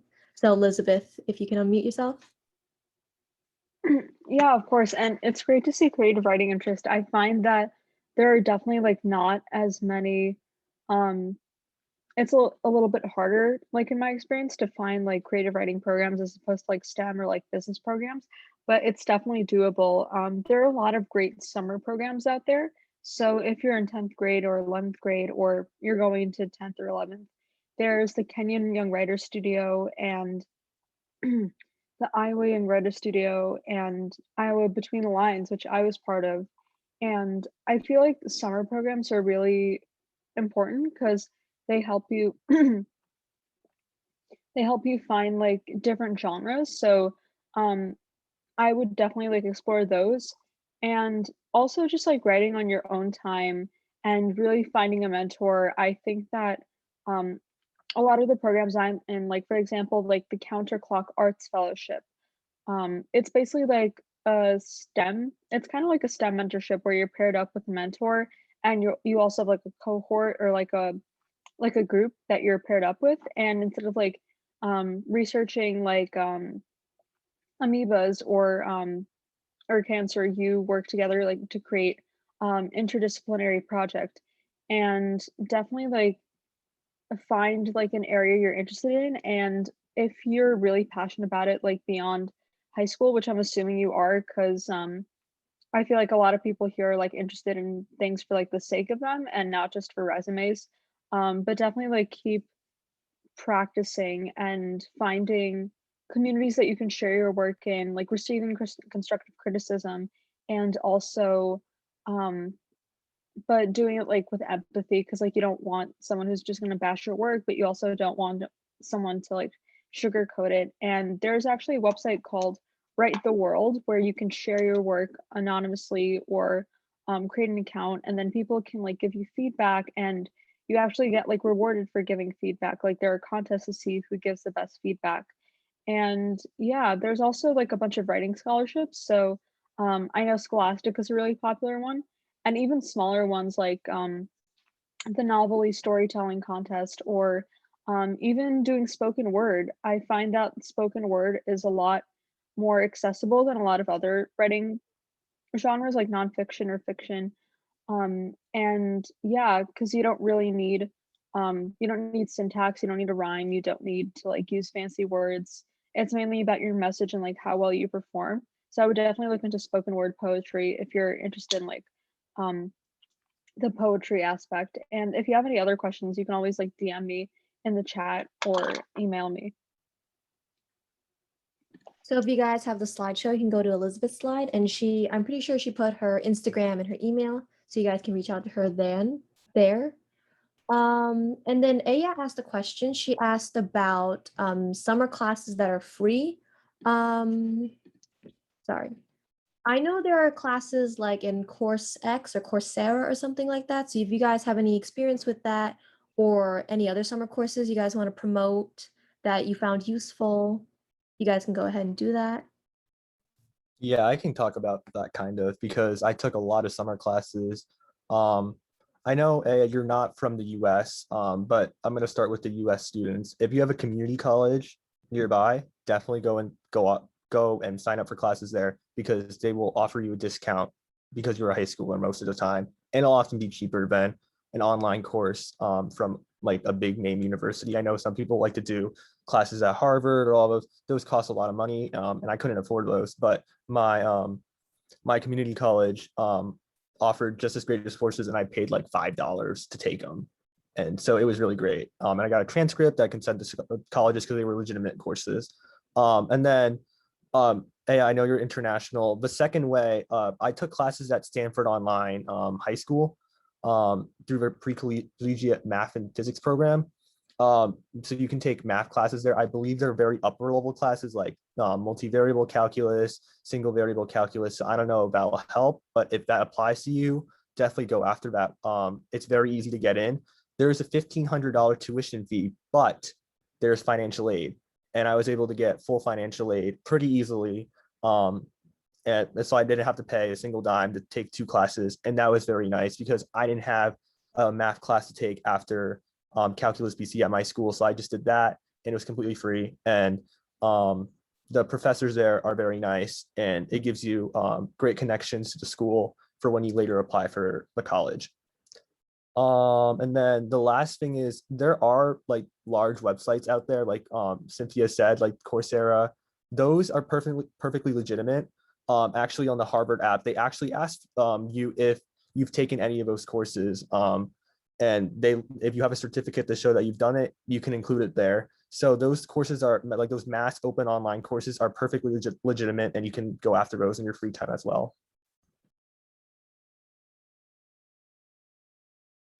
I'm not well versed in this, so I appreciate Jason jumping in and providing his experience with everything.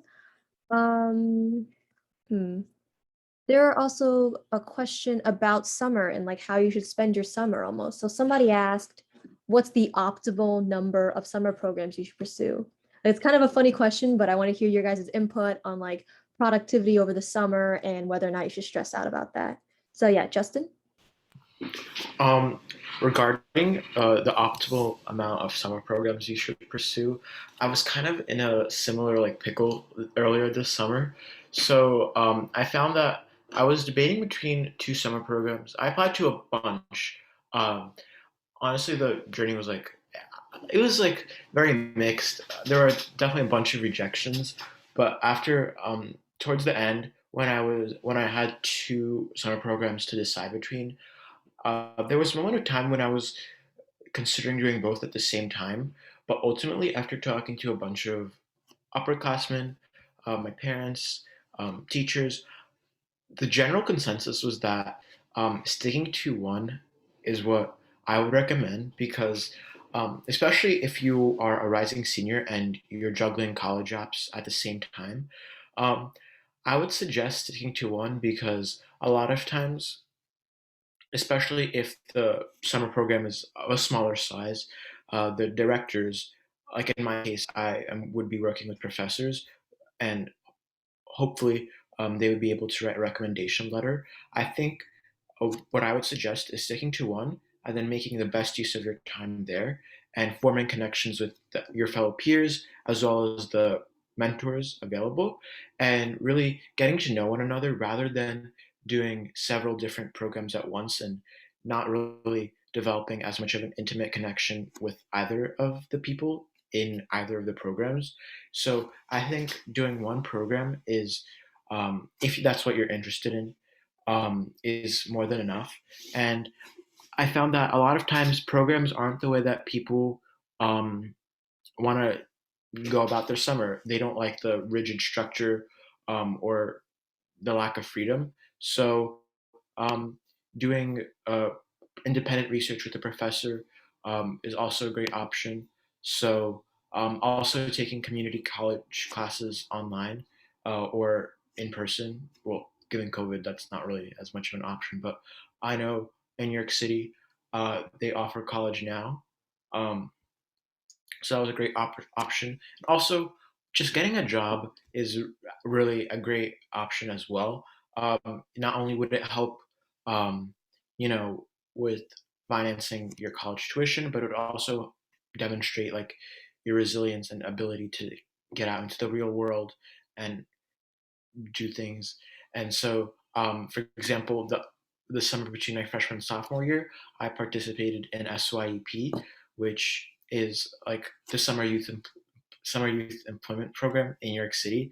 So it connects high school students, and I believe actually I think it's open to people up to the age of 22, if I recall correctly. So it connects New York City. Okay, I guess youth is a more general term, um, to jobs in the real world. So that's also a great opportunity.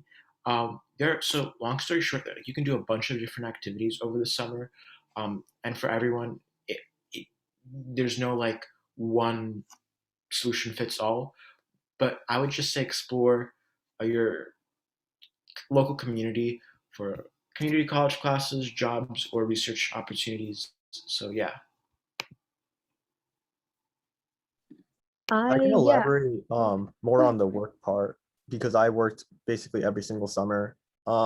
You should definitely get a job at some point. I think it's actually kind of important for you to get a job because it teaches you some skills that you wouldn't learn from the academic setting. And those are those interpersonal interview skills that will come in handy later on for your college interviews. I can't tell you like just talking to my boss and knowing how to talk to an authority figure in a professional setting that helped me immensely when I was going into these interviews with complete strangers. And that's very valuable. And then the second thing is essays about your work experiences are some of the some of the best supplemental and Common App essays you can write. I think I wrote so many supplements about my work experiences, and my Common App was about a work experience.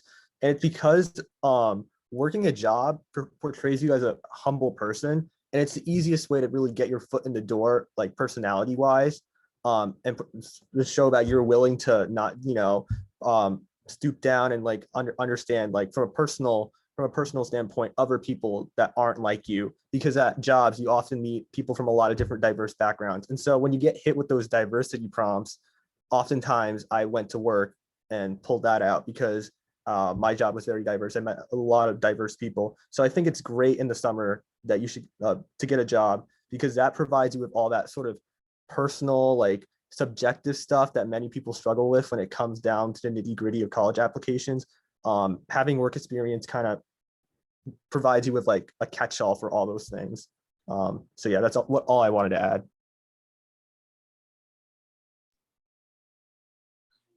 Yeah, I agree with Jason. Like Jason, I work every summer and during the school year too with my parents' restaurant. And then the summer of 2019, I also expanded getting a second job as a cashier out of BJ's.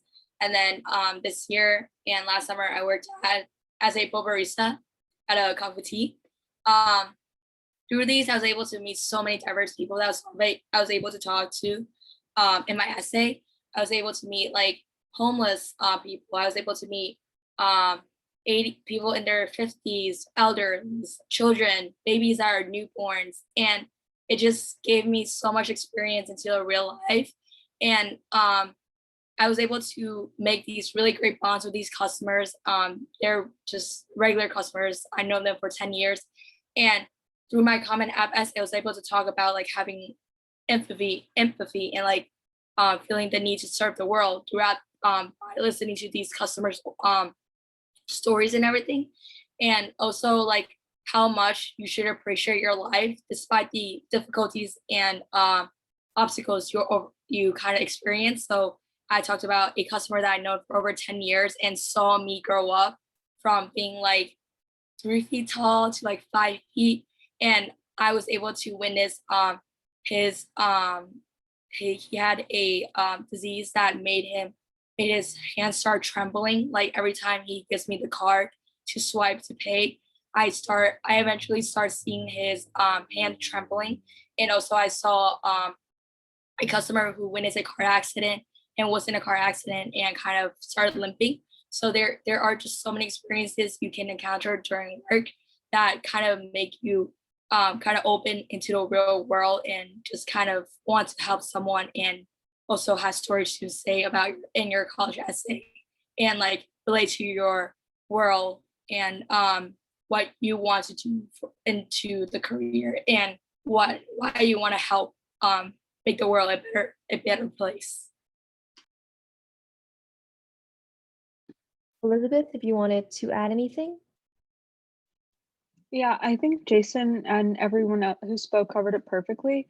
In terms of jobs, like definitely like being a tutor or volunteering with kids, like in virtual literacy or anything like that involves like teaching someone something is a really great experience, because it shows that you're not only like able to like absorb information, but you can also like apply it in different contexts, or like you're not just doing stuff for yourself, like you want to pass on info, or you want to teach someone like how to play an instrument or how to code. That's like really that's not only like really rewarding and it's giving back to the community, but it also shows that you have initiative and you're also able to think on the spot. Like for example, I know yeah, remote jobs definitely count. And um it like even if it's like remote or in person, you're still making like um split second decisions. I know for when I'm tutoring, sometimes like I'll have to change the lesson plan because a kid isn't understanding it. So I have to switch like to like hands-on learning instead of like showing them slides. And sometimes like I have to make lesson plans like from scratch. And making lesson plans from scratch or teaching kids different ways shows that you're creative and you're basically like able to think very like complexly, and you're going to be a good fit at any college you attend. So I would definitely like go for those. Like if you can't find a job at a local store or at another company, like you can definitely like um ask people like in the community or even on Facebook, like you can say that you're tutoring like in math or English. And a lot of people do need help. And they're really like nice about like high school students. Um, and so, yeah, it's like a really great job. Like if you want to go into, if you're looking to get a job for the summer, I would definitely like consider tutoring. Thank you guys so much for talking about working and stuff. So we have a question, because I know you covered STEM and humanities opportunity, but we didn't really get into medical. And so the question was, what is the best method to look for health-related research opportunities / internships as a sophomore? And Jimena, if you're available, I would love for you to put your like 2 cents into this, because I know you're pursuing the medical field. Yeah, I can talk. I didn't do anything with medicine when I was in high school because it wasn't available in my community. So that's just one thing to show you that you don't necessarily have to have extracurriculars that are aligned with your major, because you can pretty much do anything. Like I was doing research with the community, and I also volunteer like a law clinic and I was helping law students interpret, even though I have no interest in being a law student. Because they were asking me like, oh, are you doing this because you want to go to law school? And I was like, no, I don't. I just want to help you communicate because you don't speak Spanish. And like, I love helping the community members. And so, yeah, in high school, I don't even remember if my high school had like a pre-med club, but yeah, I took some classes at Stanford because they offer some free programs. And so I guess that's one thing you can do. But yeah, I didn't do a lot of pre-med stuff. I know that some hospitals let you volunteer. And so that's one thing you can look at, just volunteering. And yeah, that's what I remember. I mean, Stanford, now that I came to Stanford, I learned that they have a lot of opportunities for high school students. And so that's one thing you can look at, just like at the colleges, at the med schools, and see if they offer anything to high school students. But yeah, don't feel pressured to start doing things with medicine right in high school because you have your whole college career to start doing that. I love that little insight, and like you don't have to do everything related to your major if you're applying to that major. I see Wenny and Elizabeth have their hands up. Is that from before? You want to add on? It was from before. And Elizabeth, if you wanted to add on, or if it was from before.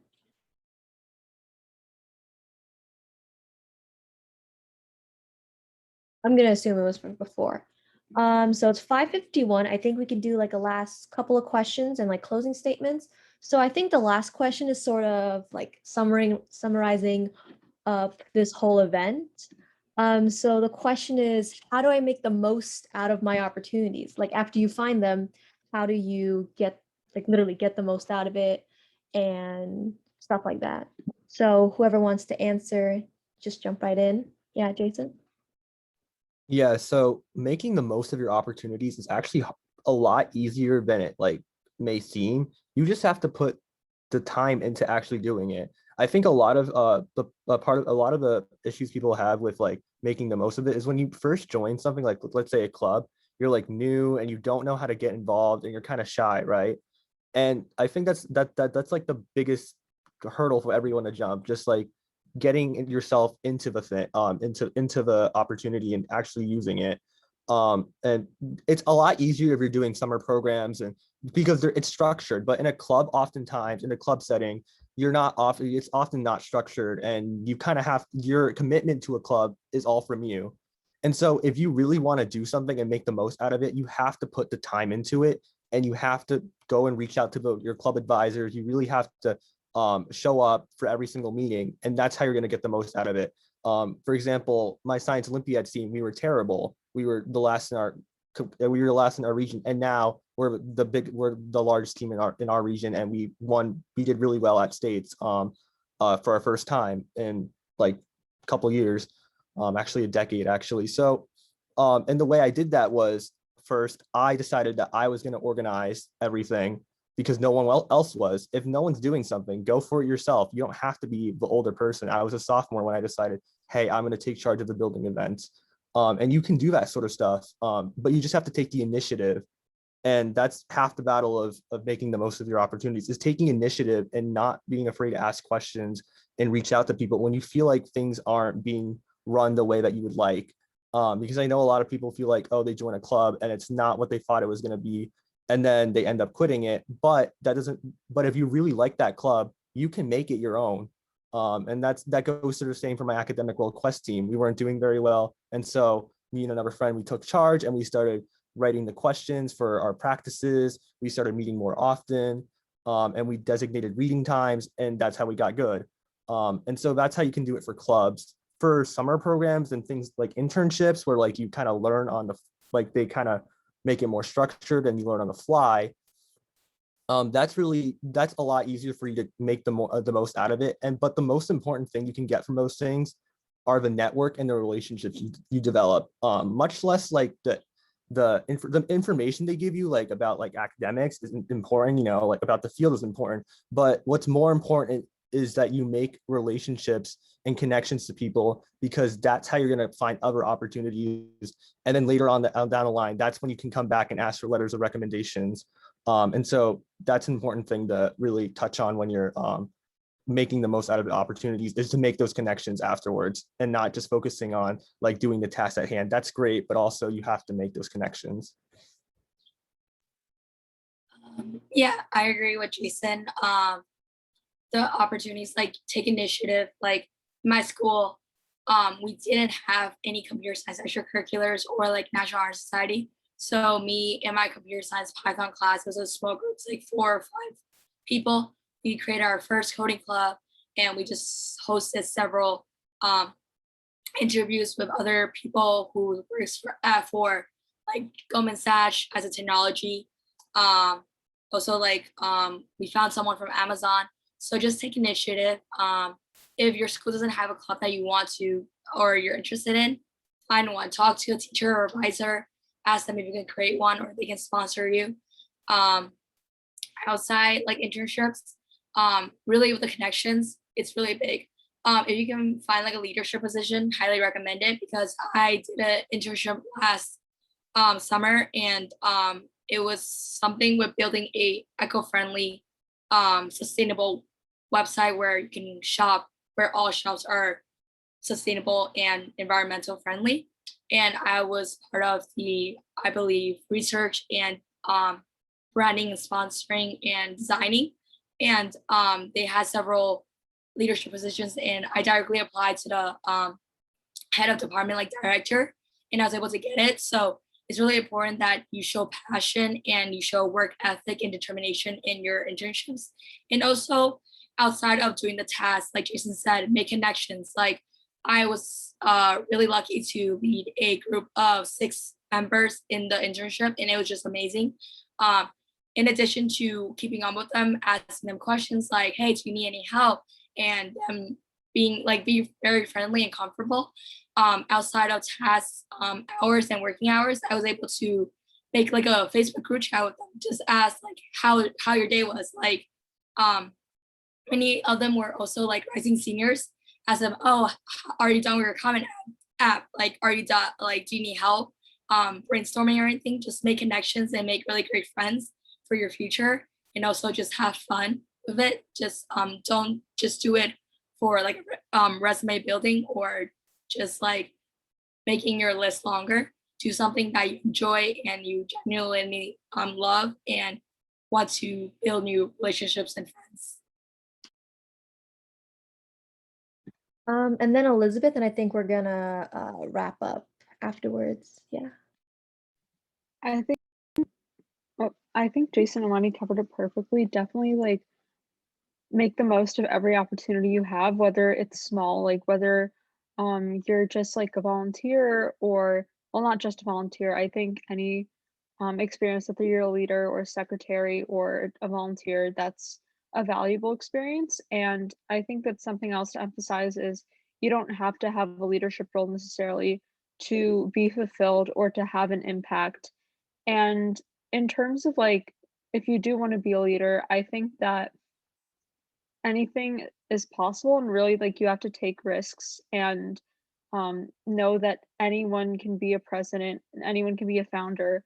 Everyone has the skills to do that, and sometimes it's just about like taking that leap and quitting a club or thinking about what you want to do, and starting that club or reaching out to that professor or starting that summer program, and to view everyone as a friend and potential person who's gonna like be with you in the future, someone who you're gonna be sharing ideas with or sharing research with, because at the end of the day, you're your own competition, and no matter how great someone is, that doesn't stop you from being great. And also, it's just more fun to think of people as friends instead of competition, especially like within summer programs. And if you're working like in a laboratory, you can really help each other and you can exchange ideas and even college essays.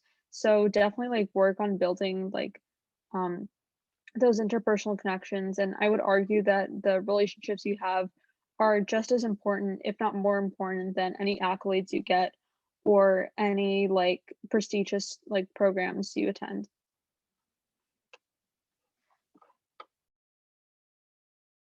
Thank you all for your answers. I think Itzel wants to take pictures, so I'll let her do that. Yeah. So if you guys can turn on your camera, if you guys feel comfortable enough, that would be great. We're just gonna take a quick picture, so when we make our post, we could like see you guys. So yeah, I'll let you guys know when I'm taking the picture.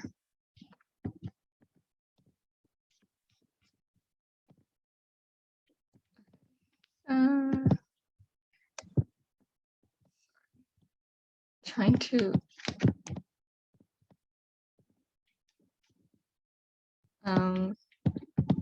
This is not right. Okay, let's see if this works. Okay, are you guys ready? Okay, I'll say in 3 weeks. I'm gonna screenshot it. Okay. 1, 2, 3. Okay. 1, 2, and 3. Oh no! Wait, sorry. Let's take another one. 1, 2, 3. Okay, there you go. Thank you so much, and thanks so much for coming to the panel. We really appreciate it. I hope you guys learned a lot. And we'll actually share our slide. Can we share the slide where we have our links? Yeah, of Oh. course. So that yeah, everyone can just reach out to whoever you want to reach out for opportunities or just to connect and such. But yeah, everyone has a link Yeah. to that. And if not, then I guess I'll post it or something. Mhm. Yeah. Yes, Thank join our you. Discord, join our LinkedIn. Yeah, I think that's it. Any last words from anyone? If not, you guys can feel free to leave the Zoom call. Bye. Bye, everyone. You're welcome. Thank you so much for joining us. Have a great rest of your weekend. Yeah, have a great weekend, the rest of your weekend. Oh, wait, just. Oh, wow. Everyone left. Yeah, hold up. That's up a couple of people. Mhm. Yeah. Naomi, Michael, you guys can just leave. We're gonna do like a little wrap-up call. Yeah. Mhm.